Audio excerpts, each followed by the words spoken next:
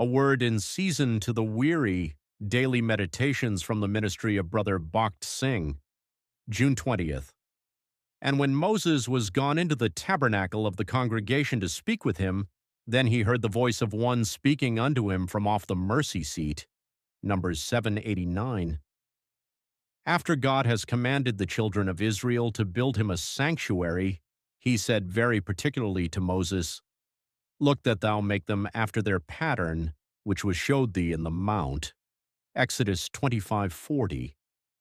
In the chapters following, chapters 25 to 40, we have full details of how the tabernacle was to be made.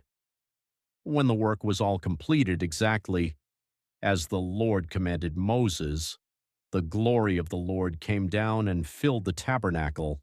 Exodus 40:34. From that day onwards, the Lord began to speak from between the two cherubim. Numbers 7:89. If any man wanted to find God's will regarding any matter, he would come to Moses or Aaron. Then Moses or Aaron would go to God and say, "O God, so-and-so has asked us to find thy will for him." God would speak from between the cherubim. Then there was a pillar of cloud or fire resting upon the tabernacle. After an interval of some days or weeks or months, the cloud would be lifted up, and that was the sign from the God that they were to begin their onward march straightway. These were the two great features of the sanctuary: God speaking to the people between the cherubim and the divine presence leading them by a cloud.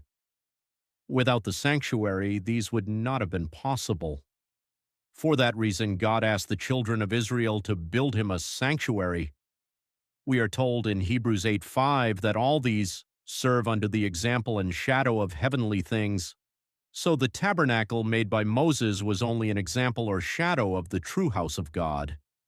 Just as the sanctuary was essential in the spiritual life of the children of Israel, so the house of God is essential to us also. But where can we find God's house in these days?